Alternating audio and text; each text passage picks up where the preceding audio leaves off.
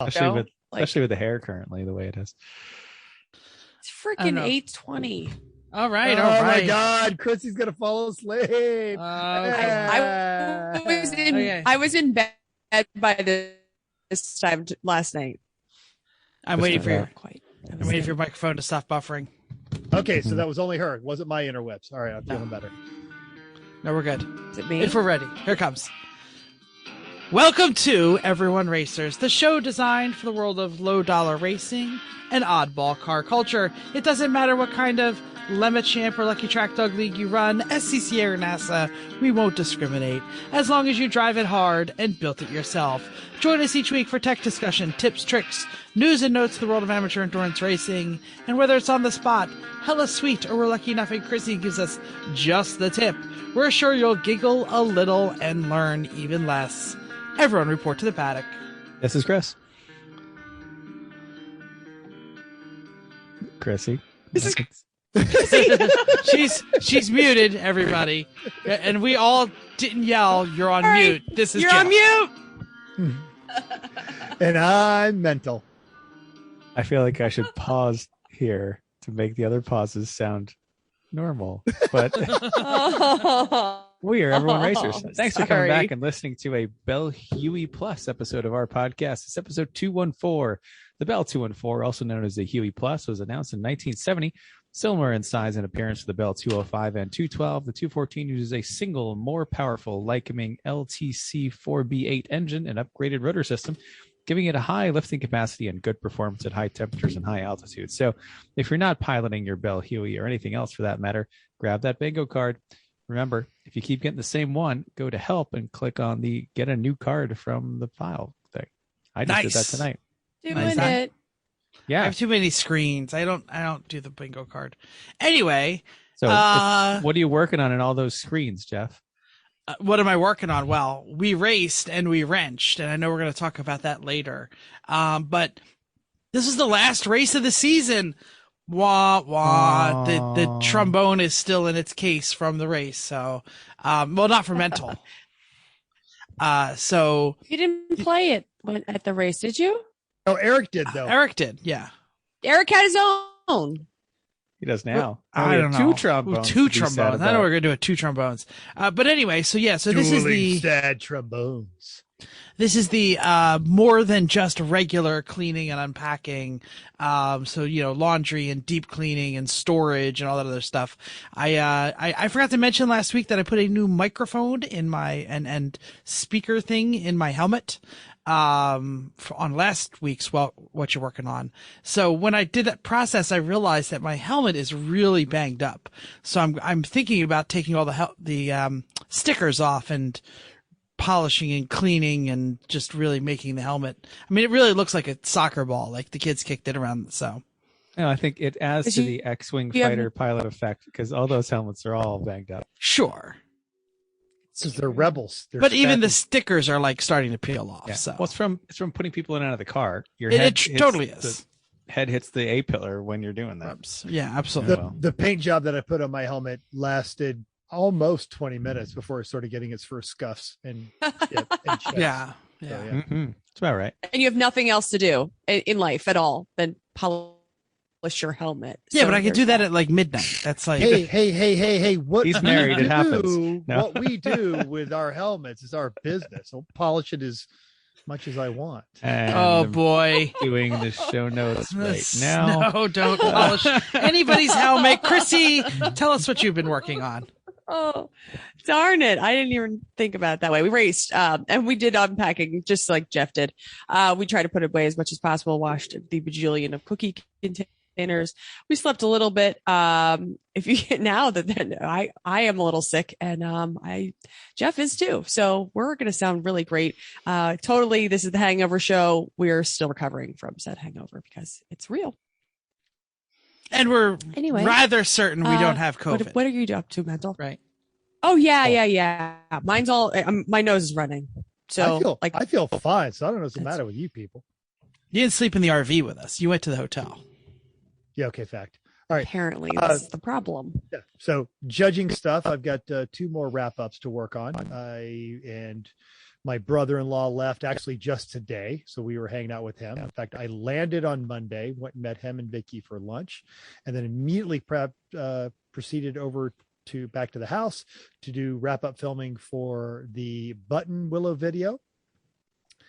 Got some iRace commentary Monday night. We'll talk about that in a second. And as soon as the four of us are done here, my lovely bride and I are sneaking out of here to a restaurant that is showing or is hosting a viewing of the Rocky Horror Picture Show. Yeah. I'm just a sweet transvestite. What you Are you getting dressed up? That was my question. No, I have not had a Rocky costume in decades. So I will just sit over there and mumble to myself all the sarcastic lines that make sense only to me. Disappointing. Come on, I know. Amazon will get you some fishnets. I was gonna say you could throw something together. You just go into the I found out about it like this afternoon or this morning, and so yeah, I doubt I even this close. I don't think Amazon can get me fishnets by showtime. Nice, that's true. Alrighty, okay. Chris, you've been a busy little beaver. I've been doing all of the exact same things as everyone else, basically. Pack, drive, wrench, drive, unpack. Sleep a little. And I'm trying to I need a higher pitched nasal tone voice. I've really been working a lot lately. I don't know how to do that. So I don't have a good Jeff impression. Do a Jeff voice. That was enough. That was close. But no, and the nasal is close. You just need about 20% more Gilbert Gottfried. Okay, got it. Yeah, I've been working a lot. It's a shame. End of the month and too many people. And anyway. All right. Yep. That was really boring. It was super boring. You guys are super boring. Yeah. Who said notes? Let's Clean just get my right to pool. more interesting stuff. Clean my this pool? is more Does that interesting matter? than what we're doing. Cleaning your pool is wonderful. It's better than polishing your helmet. All right. Lemon's cars are now collectible diecast cars. I'm so excited by this. For those on the Lemon's email list, you got the news this morning. For those that are not, hey, well, hitting Walmart, Target, Major, and other stores this fall, longtime 164's pioneer Johnny Lightning's new lineup turns actual veteran 24 Hours of Lemon's race cars into everything the full-scale machinery isn't. Mechanically sound, unlikely to burst into flame, and no venomous snakes birthing more venomous snakes in the air cleaner. The first offering is the Midwest Team Stain Your Lanes Cheetah Print Trailer Queen themed Honda Civic. We reached out to fifth host Eric Roos for some additional data before y'all flood Lemon's emails with why not Godzilla? Why not the boat? That's actually what we emailed Eric, so we did that for you. I think it's already happening. Yeah. Yeah. So here's a skinny. The chosen designs are a collaboration between Johnny Lightning and Lemons, and there are some design considerations. So obviously they have to use molds they already have. Hence, no 16-foot sea sprite on a truck. They can't do extra bodywork mods, so no Godzilla, sadly. So this is the big one. The shape of the car is still owned by the OEM. So these makers have to approve any changes or any design. So I want to say right off the bat here, good on you, Honda, for saying, yeah, cool. That's great. So if it's making fun of the car or if it's giant marital aid, that's a no. So there's not going to be a Mr. Fister. Rumor is that one OEM who Lemons perhaps mocks routinely allegedly said, absolutely effing not to the line. So which good. OEM would that be? Who does Lemons mock as an OEM? Well, they mock a lot of people. I mean, we mock BMW, so. Yeah. AMC? We don't mock BMWs. We mock people who choose BMWs. It's true. And Lemons loves AMC. Absolutely. And AMC plus, is wonderful. Plus they don't exist. Who are they going to complain to? It's like Saturn, whatever. Lemons loves Saturn. There was a protest to bring back Saturn. That's fine. Can someone click the link and share the screen? Because I think it is absolutely fantastic. So the second design is apparently already done and approved, but they can't announce it yet. No solid plans for the third, but you have to understand, quote, the art is going to have to speak for itself. The paint's got to be good, funny, ridiculous, etc. Johnny Lightning is supposed to or hoping to have these on the shelves by January, February. Unfortunately, not in time for Christmas, but that's okay. Again, Jeff. Anyway, enable giraffe. Yeah, they're going to be some we can't share. Places taking pre-orders. Expect Lemons to get the message out as soon as it's a thing. And Glucker and Hooniverse, he's got his take on it. Link in the show notes. Jeff, enable screen sharing. Go ahead. It should be a shared. Okay, here we go. I restarted, so I don't have the link handy. Yep. No, I got it. It's coming. It's coming. There it is. They look fantastic. And that is actually one of the racers who works with them. That's a Midwest car. It's the Trailer Queen that they did up like Peg Bundy's clothing choices, which it is gorgeous. I can't wait. And what generation Civic is that, Chris? That's an EK. It's a 96 EK, to 2000. Mm-hmm. So all they got to do is go back one generation and put a giraffe head on it. They're not going to put a giraffe. No. You can modify. You put your own giraffe head on. Bingo. There you go. But I bet if you will. I bet if you sent them Godzilla, I feel like they would be down with it for an EF. Hey, or Jim likes to paint these little cars. So yeah. Well, Christmas we have coming. We have news about little cars later in the show. I hope it's in the building. But we're going to talk about other bigger cars right now. We talked about this C8 Z06 last week. We put in the little movie clips. No. They released the movie yesterday. Well, I know that. 46 minutes. We had the clip last time. Yes. The short clip. Now the big one is up. The 42 minutes of the C8. Link is in our show notes. Put on your headphones.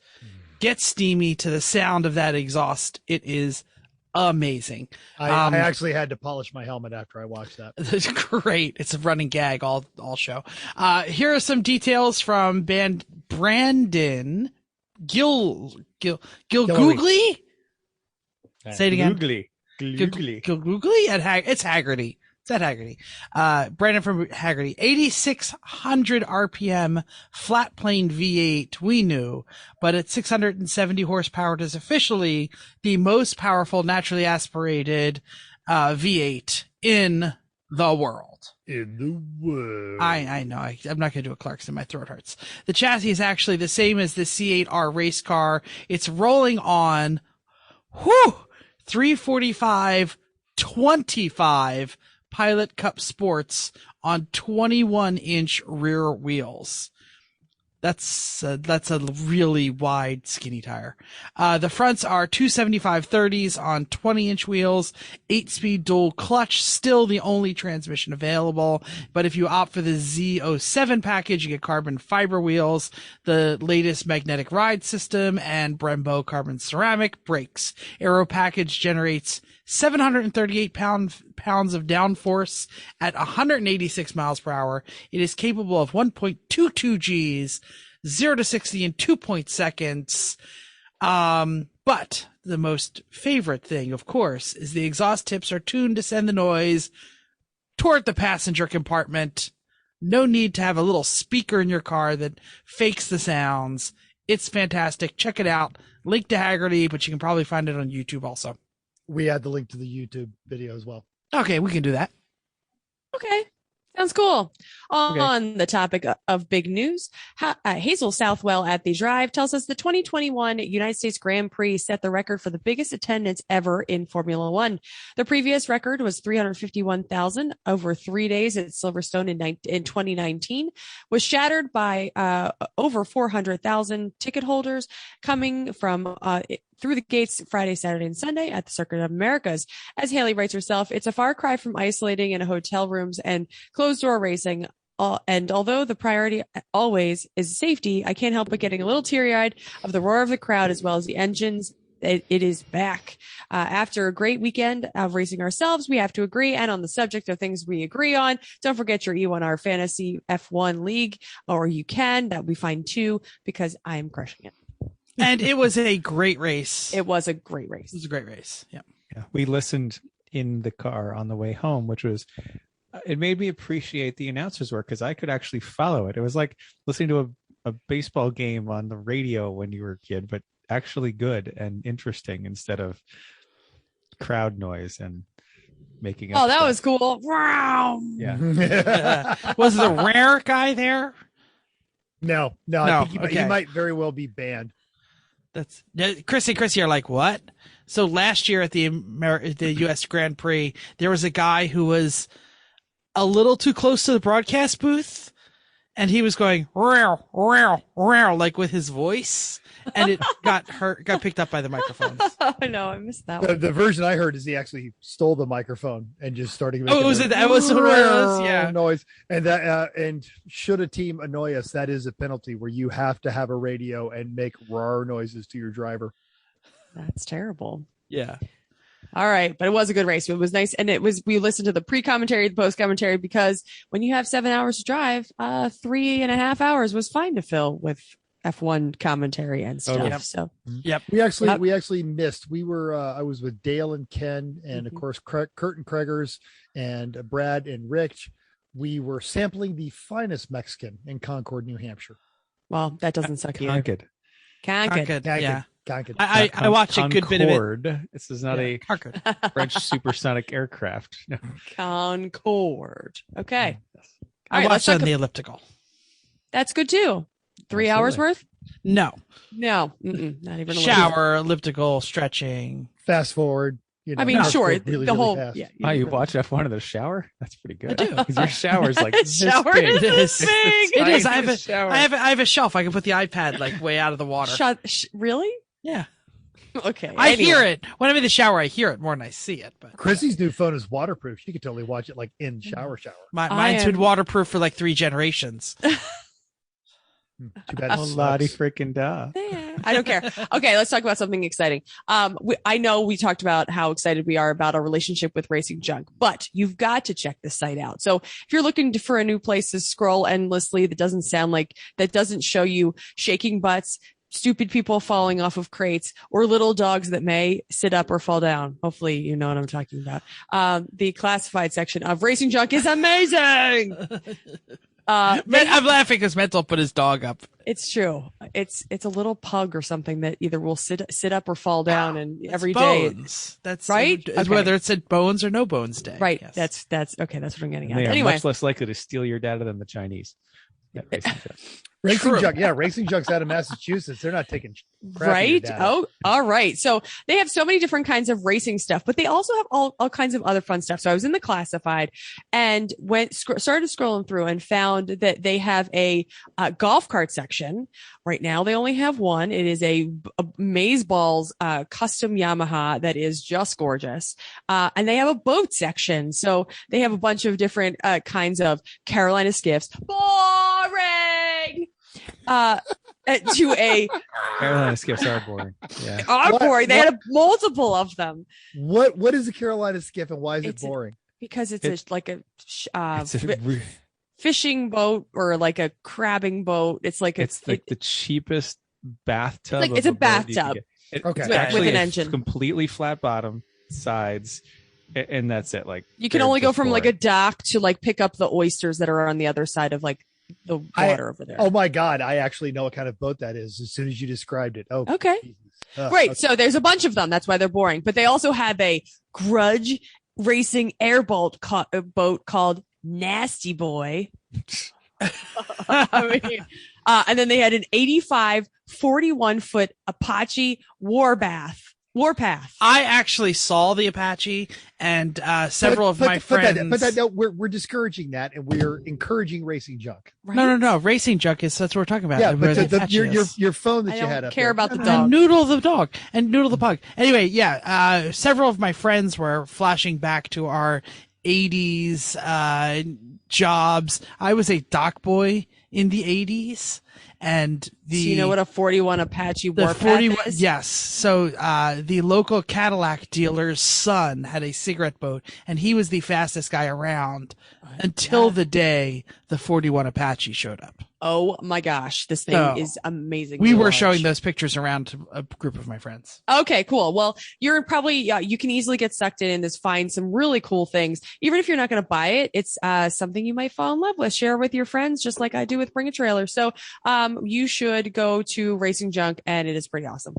I actually find myself, if it's stuff that I'm not going to buy, I do find like some design inspiration. I'm like, oh man, that's a really cool paint scheme, or that sort of thing. Yeah, or like pit vehicle modifications, because there are some cool pit vehicles. I was on a kick where I wanted one of those all steel, not the Cushman, but their electric things. It's the one Austin Powers got stuck in the hallway. The one with the little tiller, or the one with a steering wheel? because the ones at the tillers are like, no, it's steering wheel, but yes, those the carts, and Racing Junk sometimes has those. Pit vehicles to full-fledged vehicles. Check it out, racingjunk.com.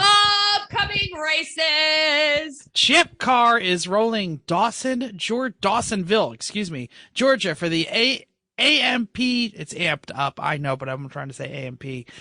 Amped up duels at Atlanta Motorsports Park this Halloween weekend. 51 cars, 10 BMWs. Boring. 15 Miatas, 2 Hondas, 3 Porsches, a Dodge Stratus, a Mercury Capri, whose team name is Freddie Mercury. And might I just say, Team Freddie Mercury. Good job. Yeah, right. You're gonna bring the costumes though for Good job. Team Freddie Mercury. Well, Champ Car doesn't. Everyone better be working on those costume, glorious thick mustaches for a You'd while. be surprised. There are a lot of Champ Car teams that actually show up full themed. Okay. And in battle for the worst car for the Dodge Stratus and Mercury Capri is a 94 Altima. Oh, that wins. I know a Stratus is pretty bad. It's got to be interesting, though. Yeah. Oh, well. Ultimus. All right. So, folks, while you're at that, don't forget, next week is the Lemons Hell on Wheels California Rally. So you follow on Instagram, follow hashtag Lemons Rally, all one word, to keep up with those shenanigans. We actually know some of the entries. We'll talk about it Wednesday. This is something you're going to want to watch. It is wonderful. We're going to talk about it next week? Yeah. Okay. You said Wednesday. They don't know when we record. I'm sorry. Yes. Next, it'll be in the middle of the California Hell on Wheels rally. We'll have something to report on probably. It'll be to be just at the start of it, but it is going to be fantastic. All right. Lucky Dog is running Portland for the Halloween Rust New House Memorial Race. There are 62 cars, which is awesome for them. 17 BMWs. Boring. 12 Miatas, 7 Hondas, and I don't know what else. So, and I'm terribly sorry. I failed to finish the notes on that. Right. One. If I would do the math, I can't do the math that fast. Some other cars will be there. The 84 Monte Carlo, the Intimidator, is coming. Dale be praised. So good on him. And of course, there is a Scirocco, an 86 Scirocco. It's going to be awesome. So there's some cool stuff. Fiero GT. Yeah. Excellent. WRL is holding their first ever true 24-hour endurance race. Interesting. So, yeah, speak at Sebring, no lights on a lot of that runway. So bring your headlights. This is their Eastern Championship, 47 cars, 13 which are BMWs, which are boring. 9 Miatas, 2 Hondas, no Porsches, and car 969, our friends in the mighty Accord of Fat Crack Racing. Go Dustin, Jimmy, and crew. Woo woo. Now, we also got WRL's 2022 schedule. They'll be opening at NOLA, then Barber, Mid-Ohio, Road America. Of course, they're running Daytona, which I highly recommend if you haven't driven Daytona. Road Atlanta in July, so it probably won't snow. High Plains, and then in September, they're back at VIR for the full course, which Chris and Chrissy, you guys did that. That's great track. The big news is in October when they are scheduled for the course at the Ozarks, which a lot of us have been watching on the Facebooks as they are building that one, and then it's back to Sebring and Coda for their world champ or for their national championship. Yeah, that's not even open yet, is it? The course of the Ozarks. No, it is. Yeah, they'll be one of the first organizations to run there. That's awesome. Right. Maybe we could do that VIR. I'm down. They if we haven't fast enough car sure to do that, like we should have 2 of them by then. Japanese double supercar with a V8 or a K-swap Civic. Hey, Fat Crack is running the Sebring race and an 84 H whatever 22 Honda Accord. Absolutely, the 3 will throw down. Yeah. No, we just don't have much totally chance. faster than the 3. No, but the Honda or the Nissan, whichever is running it that month, could work. Oh, I am so down. They'll both be in. They'll both be running. I've got high hopes. I've got high hopes for a sick man. Results. It's September. If we don't have both of them going by then, we have problems. Although, well, we could fix them and break them by then. I mean, that's really true. Twice. You have these high hopes or something else. Recent results, please. Yep. American Endurance Racing, they were at Mid-Ohio. On Saturday, Team Sailing came first, only 0.08 seconds back was Modern Auto Body Motorsports in second. Was it? I mean, it was someone not took a 0.08. poo. It was 0.8. 0.08 is what was written. That's what it said. I didn't write that. I thought I saw 0.08. So Even- I spelled it out. It was 0.8. Even 0.8. I mean, that's 0.8 is plenty. That's a sender. 0.08 is someone farted as they were crossing the line. Yeah, A little 0.8. further ahead. That's like Right. go to the videotape and like go frame by frame to see which 0.8. bumper crosses. Still quite close. Yes. Yeah, that's good. Sunday, Sailing took top spot again. Second place was RSC Racing 3 laps back, and third was Rubin Performance Garage.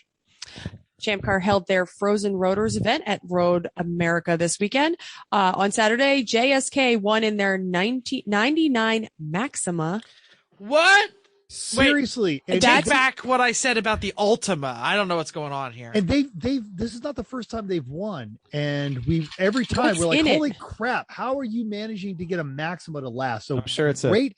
a VQ 3.5, and they made a 6-speed and a limited slip at that time, and you get enough weight out of it. It is got it. And Champ Car, it limits the amount of things you can do to your car. So if the 99 Maxima is a low starting value, it gives them more room to do things. What? I'm still going with they managed to make one last. Mm-hmm. And win, for that matter. Yeah. Good on 'em. Good on 'em. Same lap, a minute back was Face Down Racing in their 88 Supra, and third was Two Brothers Racing in a Merc 190E. Dead Pedal. Mighty 190. Yes. Yeah, they did really well this weekend. Dead Pedal in their Bi-Turbo came in 30th out of 53. Womp, womp. Only did 33 laps. On Sunday, Premium Dudes won in their E30, on the same lap, 113 seconds down was the Two Brothers Racing in their 190E, and in third was Maximum Effort in their 08 Miata. Sunday, Dead Pedal came in 39th out of 45, so they really didn't have a good weekend. So hopefully the problems aren't terminal, and they're scheduled to be at Laguna Champ at the Champ Car next month. Good luck. Good luck. All right. And I think Ian is from Apex Adjacent is planning on running with them at He is. Laguna. Yeah. He was asking us some advice on how to practice for that track and on iRacing. So yeah. Hopefully they'll have a good time down there. Lucky Dog was at Chuckwalla, waving their arms and fueling up the generator to keep the lights on in the pooper. Lucky Dog, unfortunately, only had 38 cars that started on Saturday for the 7-hour race. The winner went to Colfab, who also took the fastest lap. Second was Zip Tie Racing, and third was Spacey Racing. Now, Sunday only had 29 cars, so I'm guessing it was a bad Saturday. Colfab won again on the same lap, 6 seconds back with Spacey Racing. That's pretty close no matter how you cut it. Yeah. And Team Cat was 1 lap back to take third. Obviously, the Halloween Hooptiefest was this weekend, but that's the main topic, so we're not going to cover it here. People won. We wrenched. We'll talk all about it. Main topic. A listener feedback time. All right, we didn't post as much as we hoped. I know I took a lot of pictures. I think everybody did. But thank you for all the likes for the pictures that we did show you on Facebook. Oh, excuse me. Go ahead. You go. That's you, Chris. He's on mute and he's stuck or something. Nope, you're on mute still. So you're still on mute. Sorry. On Facebook, we posted pics of the fantastic replica of Gojira Honda that the team with the Volkswagen made us, and this thing is amazing. Go look at the pictures. Of course, someone had to point out in Mental's current look. Patrick L said, you guys are so generous at adopting that homeless man and bringing him to the track. I'm just trying to figure out my life, man. One day at a time. People went all the way down there and they posted pictures of that too. So I also posted a picture of Jeff using the torch to remove the tie rod lock nut on the Mazda. There was a fair share of quotes with general Wakem problems and a funny meme saying, "Damn it, Jim." Hold on a second here. I am going to share the picture of. I mean, if you wait a second, I could just go get it. That's fine. The nut or the There it car? is. Yeah. Oh, the car. So I thought this was good because it really shows the just amazing detail on this thing. It was, and we should mention that this was made 3D printed by the people who felt bad because they're the group that lost the tire and messed the Honda up. So It was car number 38. So a second generation Jetta.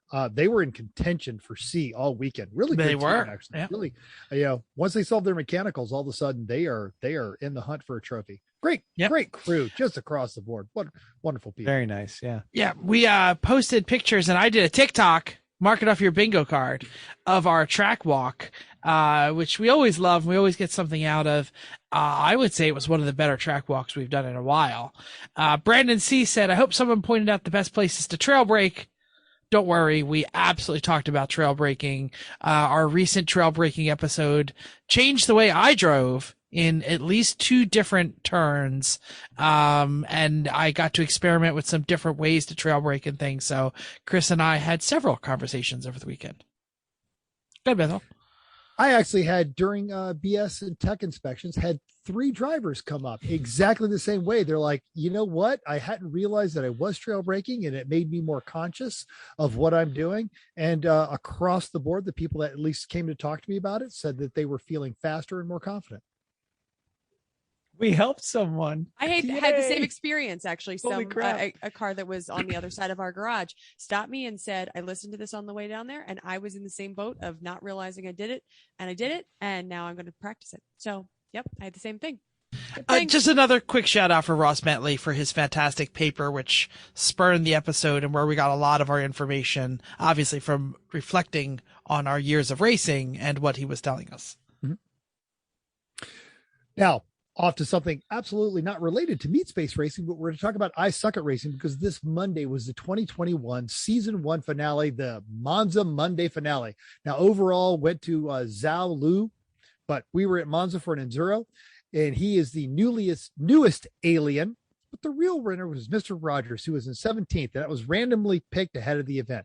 Eric Rude joined not just the regular commentating crew for Ryan Bearded Sim Racer Bauer, but a good bit of his actual production crew, which is a big deal. Keep an eye on that team, because they now have officially are running NASCAR sanctioned events. They were very excited because Dale Jr. was going to be working on some of their events and popping into the commentator's booth. Wow. Yes, and they are handling the Porsche Club of Donnie America. right now is so like... Yeah. And they are handling the Porsche Club National E-Racing Championships. Now, among the booths, we talked about Halloween. Eric added even more trivia, which we'll talk about in just a minute, and the merits of various Crocus albums. Well, Monday, we did skip our E1R race because we were doing this one, but we're going to be back E1R racing next Monday. Awesome sauce. Does anybody have any way to transition to saying hi to Chrissy's mom, or are we just going to say hi to Chrissy's mom and thank her for all the fantastic cookies? Yeah, let's just do that. So now it has gotten to the point where Chrissy's mom's cookies have to be rationed and apportioned appropriately, because random people I've never met were coming to me and asking, how do I get some of these Got any of them cookies? Got Got any of them cookies? Don't got any more than peanut butter bars. Oh, that's right. Kim was hoarding hers. Like, she had them like hidden, like underneath her table. The peanut butter and jelly bars were definitely the hit. Randomly, I think the most surprised person to get some cookies was the security guard who showed up to make sure the hot tub didn't electrocute us and was very nice to us. And we're like, quick, get him cookies. Get him cookies. Good. I'm so glad. Oh, that makes me happy. Yeah. The big hit was. He was a big dude. So some cookies. Right. Yeah. Oh, I remember. I ran and got him. I remember. He got excited about Uncle Dave's birthday cake too. So. I think that's up his alley. The big hit was the salted caramel whoopie pies. As soon as I didn't get one. I didn't get one. I missed them. Uncle Dave said that this was like the most amazing thing he's ever had. They went like hotcakes. I am a whoopie pie fan. So I had literally 50 years on this planet, never heard of a whoopie pie. Even all the times that I didn't live in Pennsylvania. That's why. Right. So one guy showed up with a bunch of pre-packaged store ones. I saw them. Yeah. Okay. I mean, I'm not going to say they were bad. They were just, they were mass-produced pre-packaged ones. And then the 38, the same team that made those, the awesome replica Civic. of the Honda, showed up with the white marshmallow and then the peanut butters. And those were unholy good. But then just like literally the 4-pane meme of enlightenment. Chrissy's mom's. Oh, good. Holy You got crap. one. That's good. I'm glad. Oh God. My entire concept of what whoopie pie should be is completely out of calibration now. Nah. Having never had one, I tried like a bite of a store-bought one, then tried the 2 homemade ones, which were amazing. And then Chrissy's mom. Yeah, I'm ruined. Now tomorrow, since I don't have to go to work because my PCR test is not back, I will go to the local Amish market and get myself some peanut butter and chocolate whoopie pies. They're good. Do Amish even allow whoopie? I mean, it just sounds like something a little too extravagant. Actually, they're very fine with it in Intercourse, Pennsylvania. Not so much in blue ball. Main topic time. You did an Amish stroke and we missed it. Darn it. Oh, sorry. Oh, he did that on purpose. Just cut that one right off. Yeah. Not so much in blue ball is what he said. Main topic time. We were at the Halloween Hooptiefest and we're going to review it. Do we start with the win? I'll start with the winners really quick. Just cause they were both friends of ours. Overall was Momrath Racing, two drivers in Momrath Racing this weekend. They were just, I think they ended up 3 laps over Black Betty / newly painted Blue Betty. I'm still going to call it Black Betty. I did not know this, and thank you whoever put it in the notes. Betty did a 121.2 for the fastest lap in the weekend. Mm-hmm. Whoa, that is smoking. Do we know which driver did that? Yes, Aaron. we do. But I mean, come on. Aaron. Yeah. I mean, you knew when you saw fastest time of the weekend. Yeah, well, I don't know. Bruce has been able to set fastest time frequently, Bruce but Bruce is very just come back. consistent. Yeah, and Bruce he will set 10 laps within half a second of it. But yeah, the fastest lap. It's great to see Bruce back in the car this week. Yes, and I'm so happy he brought his wife. And he only puked a little, so. Then he went faster. Yes. So to that end, Betty rolled through penalty, and all of a sudden Kurt is like walking around going, "Oh God, where are the Clorox wipes? Where are the Clorox wipes?" And we're like, "What?" He goes, "I just touched something pukey, and now it's on me." And I'm like, "Oh, Betty was in. That's great." He apparently didn't get the memo. Never lean into Betty. Never lean into Betty after Bruce is driven. Puke aside, this was the classic battle between the frequently flawless BMW, who at one point in the weekend forgot to put in her hood pins, and the frequently flagged and tagged and bagged RX-7, who was actually pretty clean this weekend. They were, but not clean enough because the slight damage that they took to the front end cost them probably the laps that they would have needed to win. Mm-hmm. Well, and they had a pass under yellow. Pass under yellow, yeah. 2 of them, in fact, yeah. But Amanda was not without wiener stepping herself. In addition to the hood pin incident on Sunday morning, which was frightening as hell to watch. You got to pin it to win it. Yeah, it's scary as hell to watch. And then, but on top of that too, they'd had some calculated missteps. So it really was a true battle. And right up until Sunday afternoon, there were 3 or 4 cars. I should say we should mention the Falcon. I mean, the Falcon was there, but they used up their tires. Yep. But they also had electrical issues. Yeah, they were in command all day Saturday. 847 was as high as 3rd. They were very threatening. That's Squid Rope. 847 Squid Rope.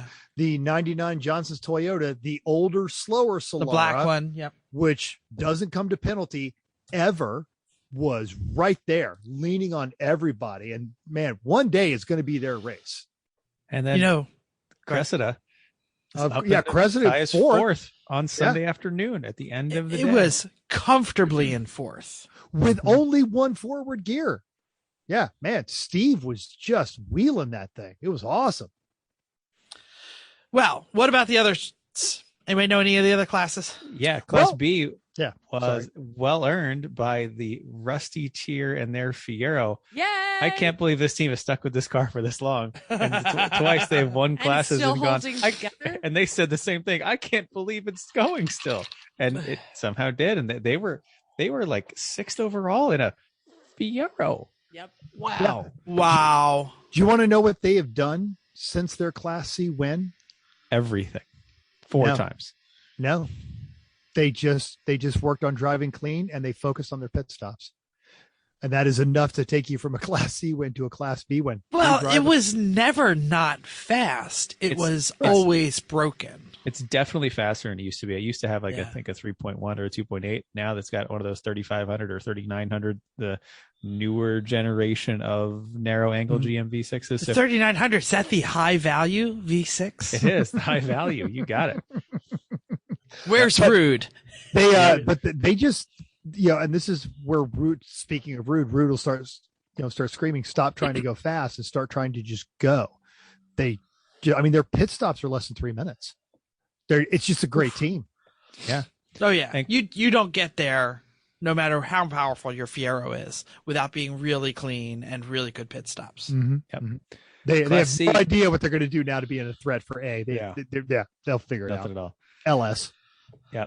Class C, finally, Manny, Elmo's Revenge, those folks got their second Saturn, the slow, basically stock SL1, into a win in Class C and second place in trivia, which got them a small bottle of bubbles. And Manny's team, being as wonderful as they are, they also sold their spare engine from their B-Class Saturn wagon to the Heroic Fix Knights of Classic Boar. They were a new team in a Saturn wagon. You could tell they were as green as the paint on their car. Yeah. Car was dark, like British racing green, and still like polishable. It was like shiny. Yeah, they had just built that thing. They were broken all the time. Or in Bouncy Box when they weren't broken. Yeah, yep. Had to bust out the classic saran wrap on that one. Had them roll through. They seemed amicable, though. They seemed like, are we going to talk about them later? No? This is the time. Go ahead and talk about it. After that, they came back into penalty a fourth time, and Kurt was this close to just putting it on the trailer. And one of the guys comes over and goes, I just walked through this whole stupid paddock in my shoes, in my racing shoes. My feet are killing me, and you're pulling this crap? And so that straightened them out until they blew out their differential, which, of course, Manny immediately knew how to fix. Mm-hmm. Yeah. Okay, good. Screwed went to was a tragic issue with car number 27, and they're only their second race. They got one lap on test day, spent 2 days wrenching before they realized they were done. Realizing they were done on Saturday morning. What they do Sunday morning. Sunday morning. I'm sorry, I trying apologize. to make it work. What they do spent the rest of the day wrenching on other teams' cars, which is very nice. Org's choice went to the MIB themed Camaro of 20, number 20 Zappum. Also a very shiny car. It looked very nice. It looked nice. What a great crew, costume, and themed hard. It wasn't. It was the same car that they ran at Thompson, but they went and did all the body work on it and then painted it and themed it up. Were they in penalty very much? Couple times, not so much Saturday, Sunday, as they started to push it. And then I think the team owner, they had one minor issue where a guy in the gloves just misthreaded the gas cap. So we had to pull him in and give him the, look, you only get one chance at this, and it's not the gas cap. And they brought us back over and they're like, we swear to God, it's the gas cap. And they sent it back out and it was the gas cap. So it's never the gas cap. Unless it's the gas cap. Unless it's really obviously the gas cap. Yeah. Yep. Exactly. Now, Judge's Choice was longtime competitors. We've seen this team for a while. 847 Squid Rope, and they're not quite so boring E30. Now, they've got the Batman thing. They've got this really great Joker mural on the hood. They've added the wings. They've got the speaker that plays the old school Batman theme. And they're really just settling into their rhythm. They're not as aggro as they used to be. And oddly enough, now they're faster. Not oddly enough, obviously enough. They had a great costume effort. They had 5 generations of Batman. They had a Harley Quinn. They had a Joker. It was just fantastic. They ran as high as third when they broke. Great attitude. Now, they had some penalty visits on Sunday, and they absolutely owned it. Expect to see some great videos of that team and their wrap-up. Because they kind of fulfilled an iconic children's song with their Batmobile. We don't want to steal that from the wrap-up video. I will say that the Squid Rope guys are usually like, like in the first 2 hours, they're like, wow, 847, that's that black BMW. And then like by hour 5 or 6, they're like down in the teens. I don't know if it's mechanical or their driving has again improved of late, I'll say. But they're usually quick and then disappeared out of the standing. So good and to that's see what them hang happened on to to them. it. They had a mechanical, so yeah. But they fixed it, came back, it was great. All right. So IOE was the amazingly, how do I say this? Like untouched. What do we say when this Survivor? Stock It's a Survivor. Yeah. Survivor 82 Escort. That is the chrome bumper Escort with the non-aero front end. Team 969, Team Hesh. Terrible Escort was fighting them all weekend. They just kept sending it out.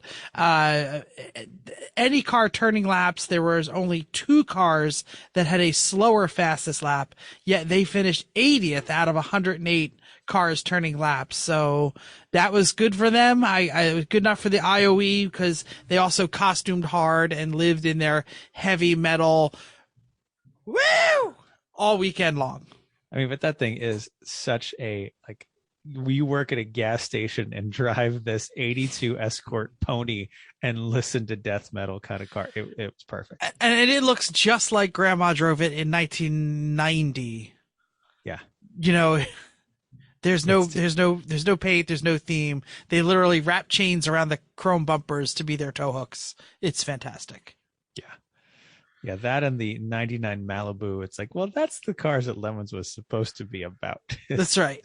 Terrible things like that.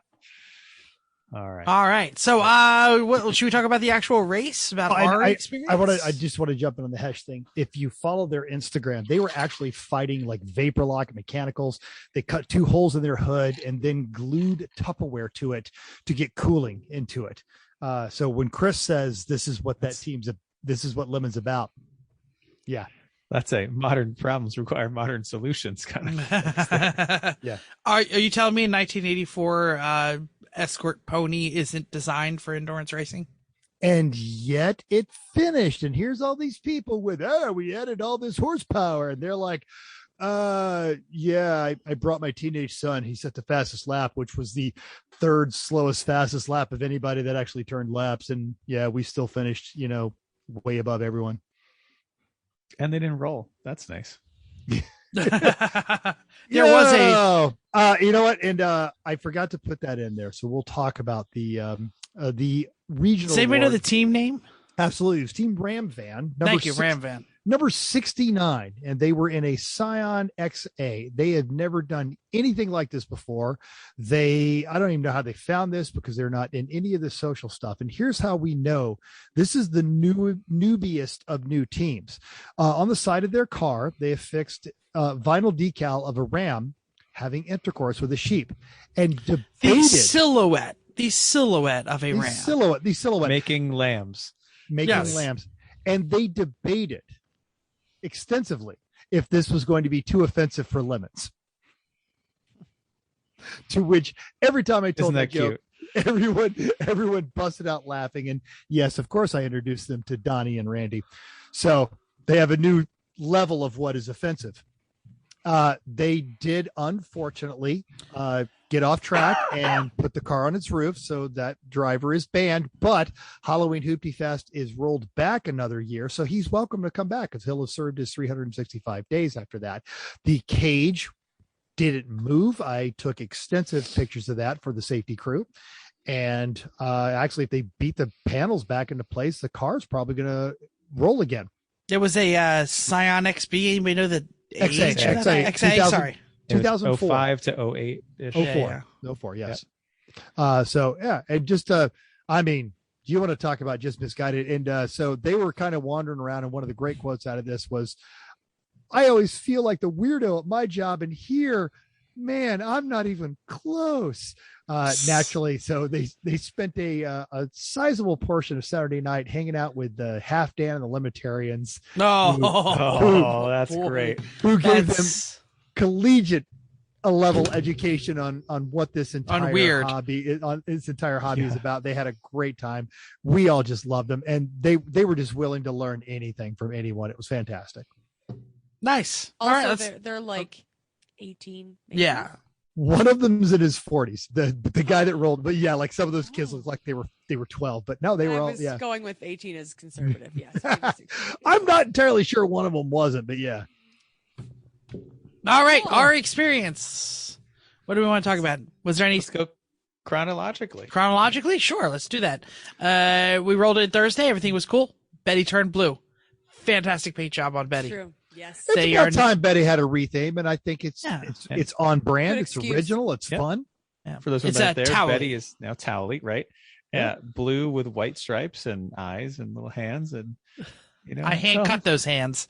Oh man! And an obsession with Funky Town, and we'll do anything for $20. And don't ever tell Betty or tell Towley that it's the worst car in Lemons, because it'll reply, "You're the worst car in Lemons." No, you're an RX-7. You're the worst race car ever. All right, Friday. How'd Friday go? Well, we went out at testing. Once the weather cleared up, it was a little damp in Little the morning, damp, but yeah. but we all went out.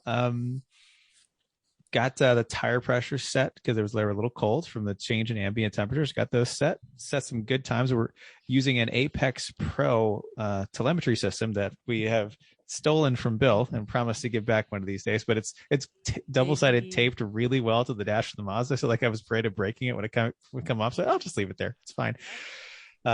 So we used that for telemetry, which was nice, and all of us got out in the car for some good laps. Mental, got something to say? If you go to Apex and you type in "Get likes Apex," you get a free suction cup window mount.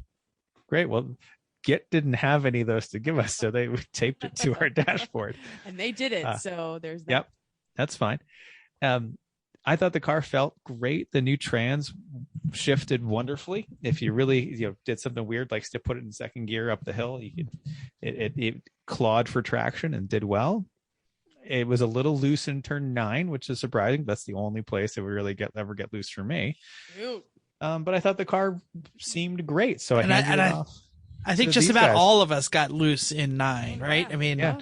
Yep. But the car, I turned a bunch of 126s right in a row in practice. I feel like that's the number of it's as fast as you're going to get it realistically, without going too crazy. And then handed it off, and everyone else got out there and went out, had a good time. New Hampshire runs like the smart test day. Just pay your money and drive. Just a lunch break. Yep.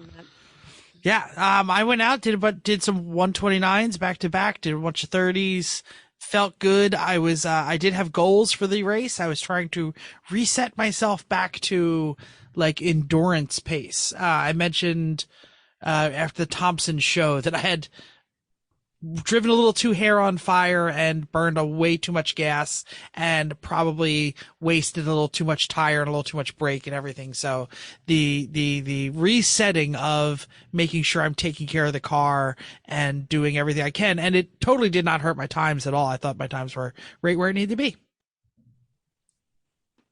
I enjoyed the Apex Pro a lot. All of our times were pretty close, which made me happy. And yeah, I think track time out on track was uneventful, and we felt pretty pumped, I think. Yeah. And all 4 of you guys were within a second of each other, which is really nice. And we got to then do some good. Jim was the 4th driver. And Eric. Oh, yeah, that's right. Forgot Eric. Yep. So then we did some nice comparison with the Apex, showing laps and seeing where the differences were. And that helped us a lot to target our track walk at the end of the night for where do we need to focus. And totally. I know that we definitely used the Apex data to figure out that I was doing something wrong in 10. And then when we went out to 10, we talked about it, and I now know what I did wrong. That's actually been a suggestion from one of our listeners. Tim said that we should actually sit down and talk about using data and how to make your team better using data. So that is an excellent sidebar for a future discussion.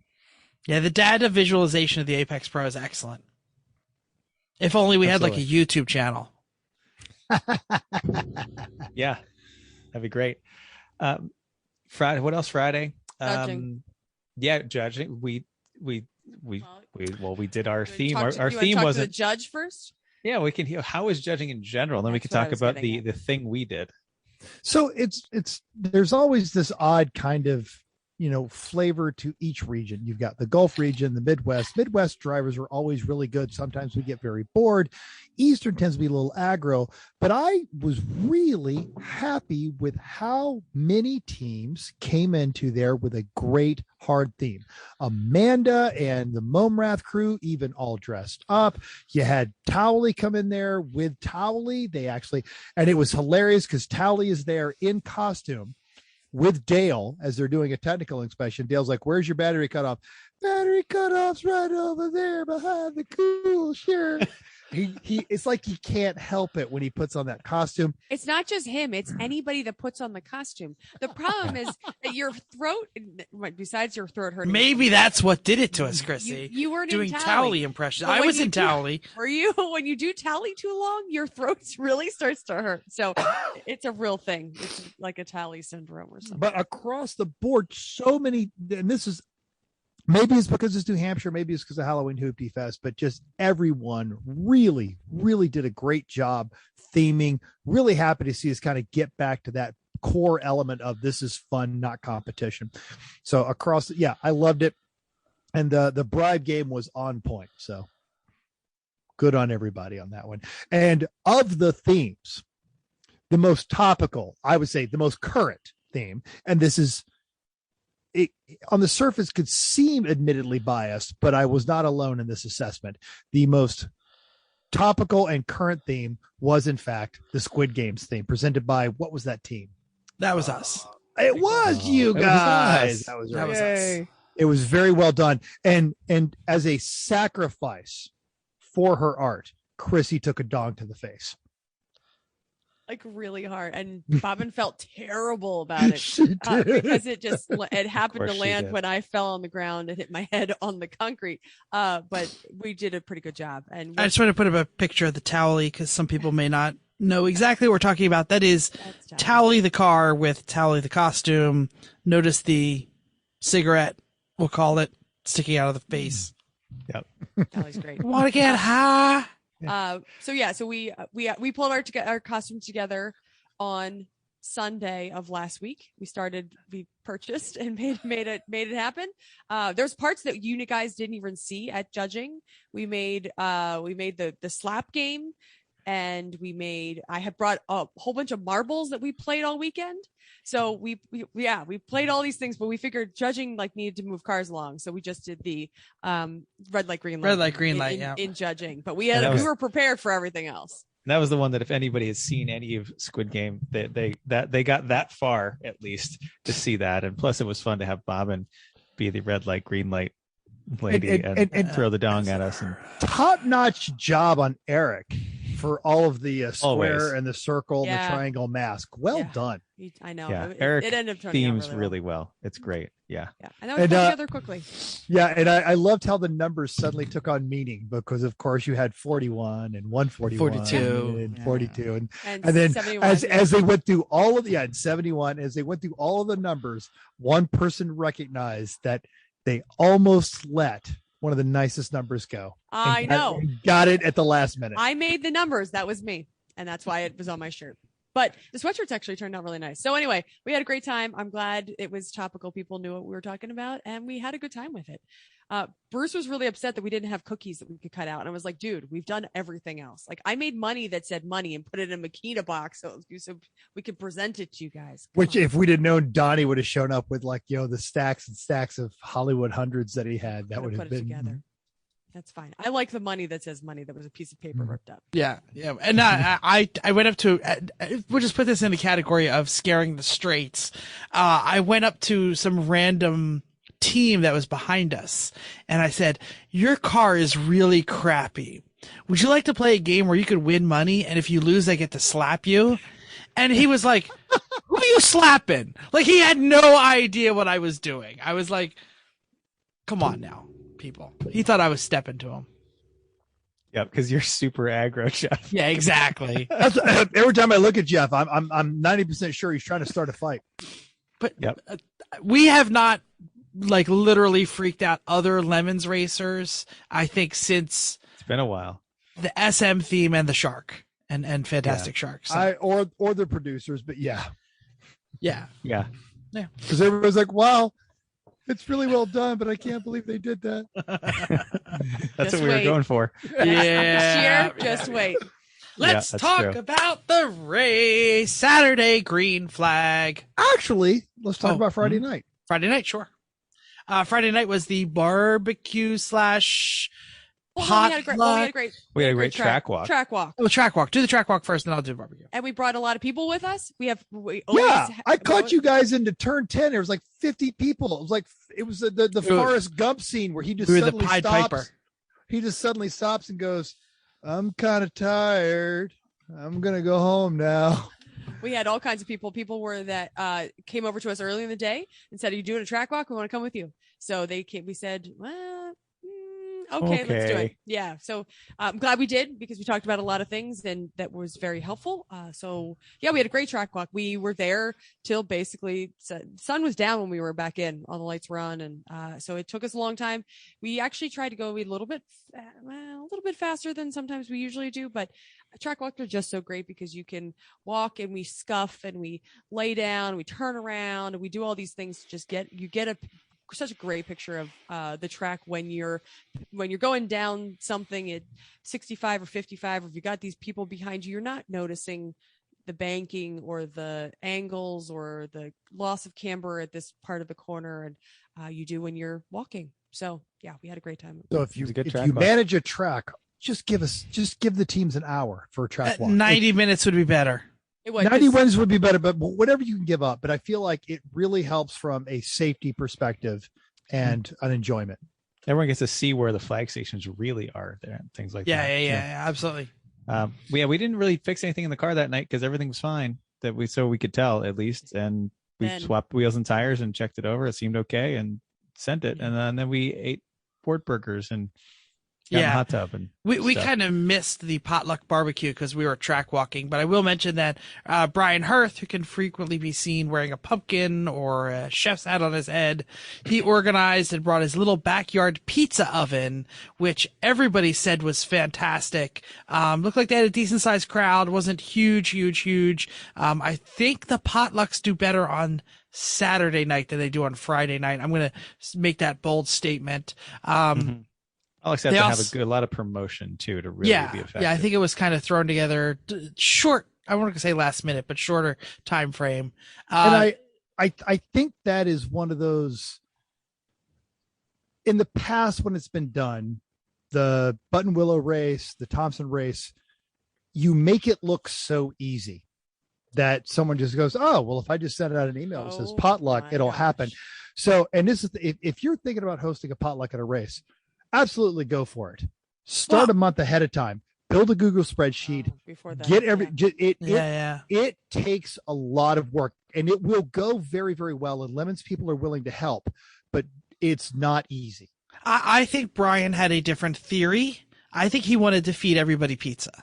Like he less wanted like to have hundreds of people show up and bring lots of food and bring the entire paddock together. He wanted to throw a bunch of pizzas to a bunch of people, and I think that was more of his which he absolutely did, and they were fantastic. He brought his little pizza. I missed it. Really, really good. Well, but there was a lot. He only brought 20 pies. I was there when I was standing there with you, and the table was completely empty. People were going and opening their. What is that? I'm trying to get Jeff to see something. Keep talking. I walked over and there's two crock pots, and people would open them and it would be empty. So people, like, as soon as he put a pizza down, the people scrambled to get one piece. So I don't know that the expectation was appropriate, that it wasn't like he had enough pizza to literally feed the whole. No, I don't think he wanted that. Well, and we had people bring dishes Saturday night because they thought it was Saturday night, not Friday night. Right. So I think your mental's exactly on par. You need to hype it if you're going to do it. Get other people involved. Tell people what they need to bring, and people will do it. But harass them specifically. What are you bringing? What are you bringing? What are you bringing? And I know, reach out to teams. Yes. And the nature of that is you want to be just open and inclusive, and that's fine. But don't be afraid to be directive. Hey, I was thinking about bringing, egg salad. No, I need you to bring paper plates. just, but despite all that, it wasn't bad. It was actually really absolutely good. Absolutely. And yes, and absolutely, Brian is so happy just sitting there making pizza. He was spinning the dough. He's doing the whole 9 yards. It was fun to watch. We should also mention that known Miata racer and Cordoba abuser Alex Levinson was tending a fully stocked bar and making lemons themed drinks for the paddock. Brian and Alex both put out tip jars, and all the money went to the charity, and they raised a decent amount of money for Speedway Children's Charity, I believe was the. It was several $100s. They both put it in Kim's hand bright and early on Saturday morning. Yeah. And this is something that Tyler Stank had talked about, because he tended bar, just gave away drinks at Gingerman. And if you've got a bartending skill, and if you've never been a bartender, you don't have bartending skill, so don't try it. But if you've got a drink making skill, like Tyler can make these really good old fashions, and obviously Alex has been a bartender for quite some time. Yeah, throw out a little Venmo account, coordinate it well ahead of time. And then people who don't have cash can absolutely get the Venmo of the charity or Venmo of the person that's running the charity. You can set all this stuff out there, but coordinate it ahead of time. And it's a really good way to help out the Lemon Sherry for that weekend. Great. Awesome. So everyone was in great spirits for Saturday morning after doing all that. Yeah, actually, the paddock went to bed nice and early, if you ask me. Yeah, it wasn't too bad. Lots Some of the of them. paddock went to bed nice and early. Wasn't it? It was. You was pack a Thursday. lunatic. That was That was Thursday night. Thursday that into was Friday. The bad ones. Yeah, that was the bad one for our paddock.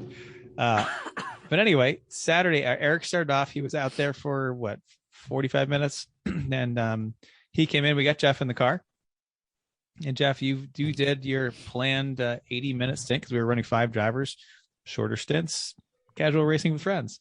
How'd everything go for you out there, Jeff? Great, actually. I thought. Again, my goal was going back to that endurance racing philosophy where I kept a decent safety bubble around me, and I made sure that I did fast, consistent, but did not abuse the equipment. And that was like the number one goal.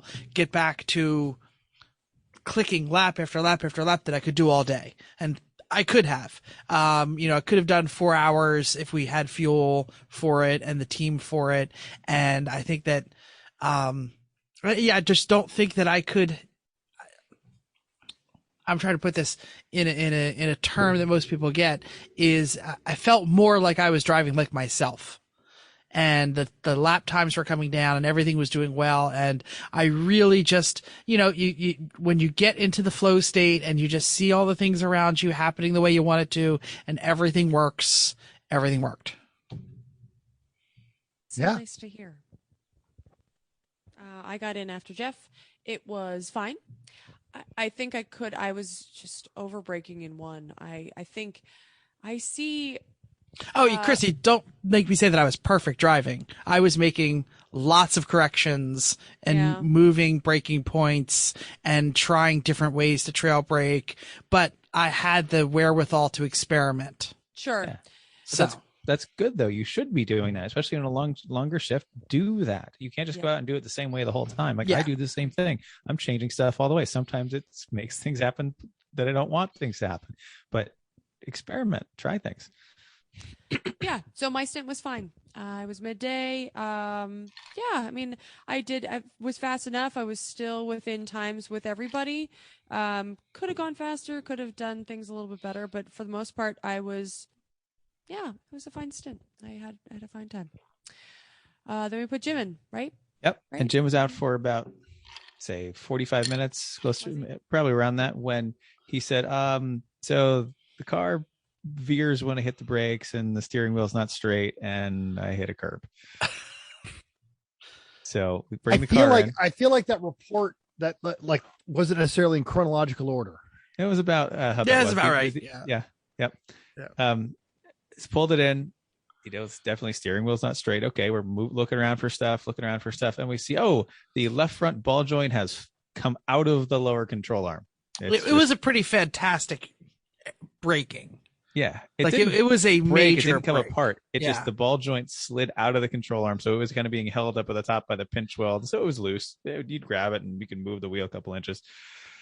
So we fortunately had a new control arm, put that all in. Okay, great. Then we said, well, all right, the alignment was off. We went to go to the alignment and it was way off. Like the thrust angle not was even way close off. The to rear where it was should off, be. Yeah. right? So we said, all right. So we start at the rear and get the rear aligned. And we think we've got it. And we go to the front. The thrust angle is way off. So we're got to get that all set and to get the thrust angle right. That's when Jeff used his torch to get that lock adjuster so we could actually tighten it down. And we get it down, and then I go on out. A tie rod end. Tie rod end, yep. Tie rod and end, I'm backing out, and I noticed the car's binding a little bit, like a brake is hanging up a little bit. Like the car doesn't roll quite as freely as it usually does. I said, oh well, it was just sitting there. We were just doing all kinds of things to it. Who knows, Chrissy? When you pulled out, we all looked at each other, specifically me and Jeff, and say, he's gonna radio, and not too long he's gonna say, the car's not. It's not perfect. I'm pretty sure Jeff said this. It's not perfect. I don't like it. I didn't even say it. I think he said it. I said it. We're like, how long? Let's wait. How long? And you were out for longer than we planned, but we figured you would be out for 2, 3, 4 laps and be like, and I was Okay, I was out there. It was doing fine. I will be the first to pick on Chris, but I have You will? seen Really? absolutely. Really? Oh no, that's Chrissy's job.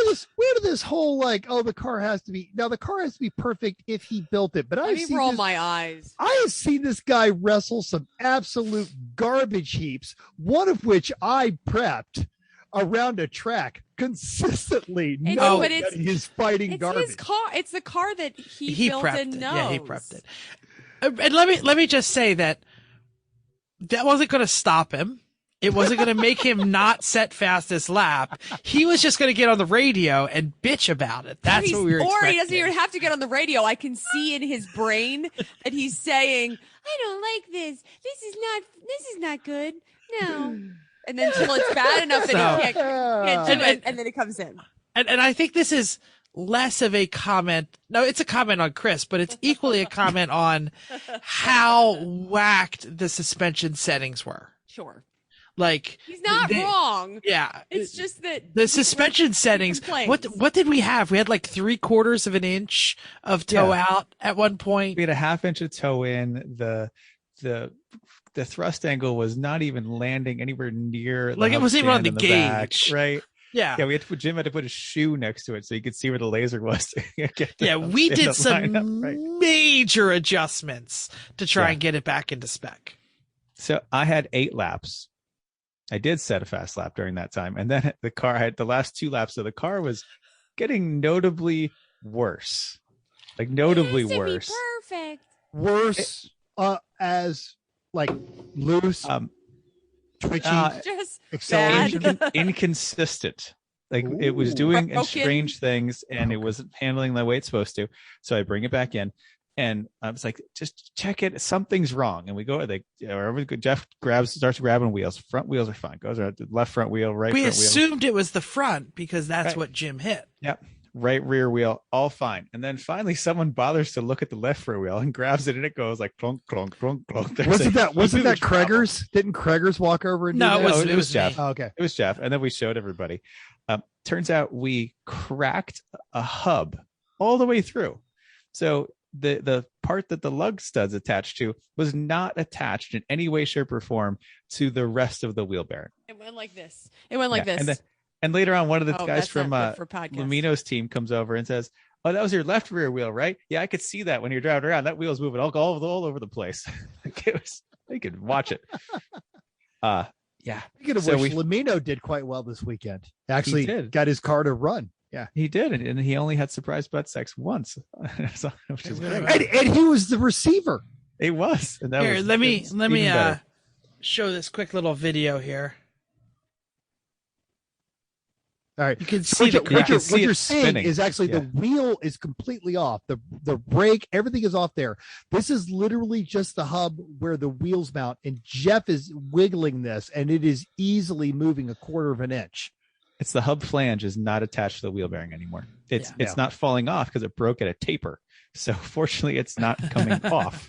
The wheel did not get loose. Right. The Batmobile did not lose its wheel. No. And then as we were doing the rear brake on the other side, because we noticed the rotor was a little out of whack, which might not have been a rotor at this point because the other hub also had a crack, and it was not cracked through yet, but it was going to be soon. So, and then also the other thing we were fighting with the day is the starter was still intermittent at best. Yes, which is fine. Chris did mention that you had to hit this with a hammer to make it work. But there's nothing like pushing your car, which we were not the only people to do this. When you get out of the car and then you fuel the car and then you go. I will push the Mazda 3 or the Civic 10 times before I have to push the boat once. The boat was the worst. When that thing heat soaked its starter. I'm just still saying it sucks. So hard. It is just not fun to when you get out of the car and you have to say, now you have to push the car. Yeah. So then Jim went to the parts store while the rest of us did some glamour shots. And then we spent the rest of the night putting the car back together the right way. The starter took forever because it's in this little tiny hole that you can't reach, which 3 weeks ago, I had the whole powertrain sitting on the floor. It would have taken 5 minutes, but nothing was wrong with it then. So why would I replace it? But that took me like 2 hours, by which time Jeff got all the wheel bearings replaced, got the alignment done, did all that stuff while I was doing. We should say we took our time because we were also dominating the trivia contest and having an adult beverage or two in between there. And we will talk about that trivia contest. We will talk about that trivia contest because it was awesome. Yeah, let's roll right into trivia because that's a great time for it. Yes. Tell us more, Mental. So Saturday night, and I know this is a controversial figure sometimes, but Jason Hopkins was trying to coordinate some of this. He also was trying to coordinate some of that stuff on Friday night. So he was helping with both of these. So the trivia, it was Adam Owens. And now you can find Adam Owens. He is the morning show guy on 95.3 DNH in the Poconos in Pennsylvania. I had no idea. I talked to the guy for 20 minutes. He never mentioned that he was on the radio. And he is also the afternoon drive time guy on 105.3. They're both owned by the same media conglomerate. And he was at Arrive and Drive with the Boston Wineries in their Haterade car. He also has a side gig. He does trivia night in local bars, and he did a Corpses in Cordoba trivia challenge. It was great. It was movie car trivia. It was Lemons trivia. It was fantastic. It was well orchestrated, and it was packed. I did not think it was going to be as big as it was. Kim is still very mad at me and Craigers because we were on the Three Pedal Mafia team, which in our defense, I've been Three Pedal Mafia longer than I've been Lemon staff. So I know where my loyalties lie. And then when I tried to leave, Chrissy threatened to hurt me, and I'm still a little scared. But it was a great, just what a wonderful time. And if you're online and you're looking for some entertainment, go ahead. Literally, you can listen to 95.3 online. We actually have Adam Owens' Facebook on our profile. He is a terrific human being across the board. Wonderful, wonderful times. They had all kinds of Lemons trivia, and we ran away with it. We crushed it. It's hard not to run away with it when some of the questions we were about, and we were there. like, it was the only presidential candidate to ever run Lemons. Well, he ran with Three Pedal Mafia, so of course he drove our car. Yes. I think he wore your helmet. He wore my helmet and Jim's suit. Yeah. So of course we know who that is. It's like, oh, well, the race was held at what racetrack when it first started? Well, I was there. So of course I know. Yeah. And we talked about Manny and the Elmo's Revenge team, and he was there for the other rest of it. So we just absolutely outpaced every team because we were there for all of it, but it was still a wonderful time.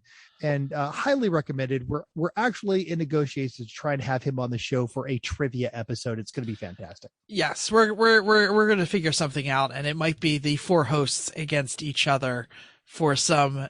No, don't worry, Chrissy. We'll throw in cookie trivia. I'm not even coming. I'm sick that day. I am not even.